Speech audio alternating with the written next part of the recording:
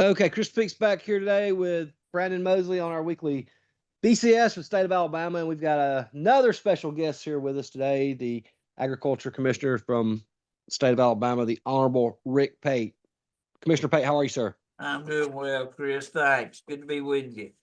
Yeah, Commissioner, the last time, first time I talked to you, I kind of needled you a little bit about being our dark horse candidate for governor next time, and so I seen an article on AL.com the other day that you said the only way looks like all indications Senator Tubble may be jumping in that, and you said that the only person to beat him would be Coach Saban, and he was contemplating the run for the lieutenant governor's office or something else. What experiences do you think that being the ag commissioner would translate into another office?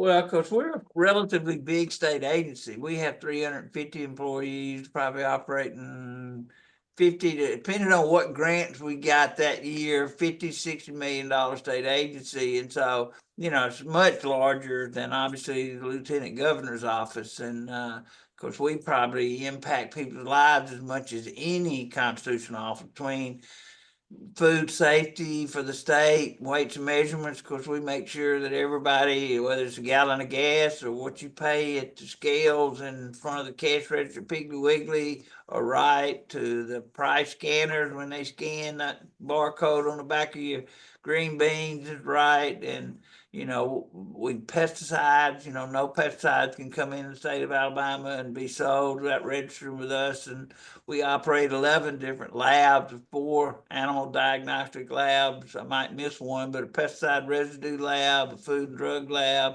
chemical lab, a seed germination lab, and 2 bee labs. And so, yeah, it's, I've always said that being in business for 37 years really, I mean, there's a lot of constitutional offices that being in business don't necessarily help you as much in, I'd say the auditor, treasurer, probably you want the treasurer to have a banking background or something. The attorney general's obviously got to be a lawyer, but the commissioner of ag or being governor in particular, yeah, you're really running a huge business. And so, yeah, I've never felt overwhelmed by this job, or like they're asking me to do something that I was outside of my wheelhouse. And really here, other than being in private business, you got so much support. I mean, we actually have an IT department, which in a small business, let me cut this phone off, but you don't have IT, in-house IT. We have a general services, so just anything happened. Like if the clock fell off the wall, I just called general services. They put it back up on the wall. There's a lot of things. So yeah, I don't. The thing about me that's probably different than some is I've never really dreamt. Till I started running for commissioner of ag, I never even thought about being commissioner of ag. And it wasn't until a guy came in my office and asked me, and I told him no.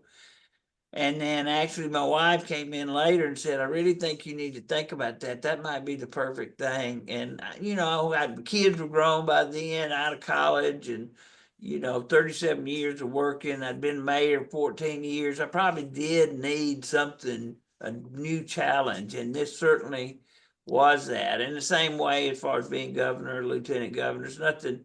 It's like I told Tuberville, coach, I said, I'm not disappointed at all, because it's not something I've always thought about being. And so I'll find something useful to do. I feel like God will open a door, and it might not even be running for office.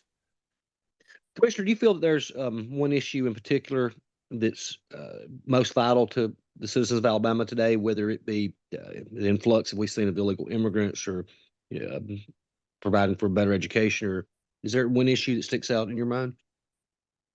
Well, I don't, unless you're up in that poultry part of the state, the Albertvilles and what, I don't know that the regular people feel impacted by immigration other than what they see on TV. I would say people want to feel safe, right? The school system, they want their children to have a quality education. They want there to be good jobs. I mean, those things, those kitchen table issues are what people in Alabama care about. I mean, obviously, a lot of that Democratic stuff, the DEI and the whole boys playing in girls sports, boys being in girls locker rooms is upsetting the people. But I don't know day in, day out that that's as much an issue. Cause I'm not sure how much that goes on in Alabama, if at all, but I don't think people like that at all. But I think people do feel it's unfair the way they've let the immigrants come in. I think they certainly don't think it's fair that they're putting them up in hotels and feeding them and giving them the stuff that they have when our veterans are not treated that way, and a lot of our own American citizens aren't treated that way. So yeah, but I think Alabama's in a pretty good place. The economy's growing.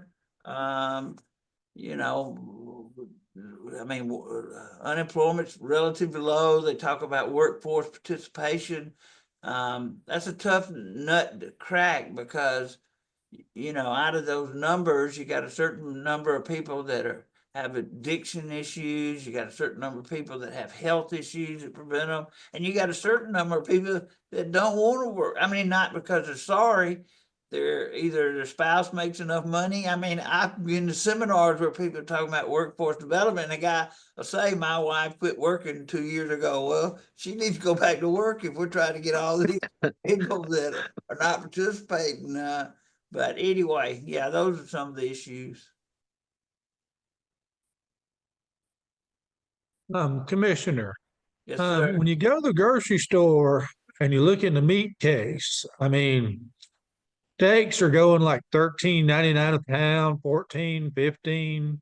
You know, go to a restaurant and I'm seeing, you know, like a New York strip at like 28.99 and above. But then I ride around in the countryside and it looks to me, just eyeballing it, like we got less cows out there, especially in the Black Belt, than we used to have, you know, 10, 20, 30 years ago. Let me take your question, sort of the price of food. I mean, obviously, cattle prices are the best they've ever been. I mean, ever, ever, ever. And so, as much as some of our other people are hurting, our row crop farmers, meaning cotton, corn, soybeans, peanuts, wheat, those people's commodity prices are real, real low. Yeah, cattle prices are at records, and so, but I don't know about you, but I still see people buying those steaks, and I see restaurants. You drinking hard to sit at a Long John, I mean a Longhorn restaurant, unless you go at 4 o'clock or something.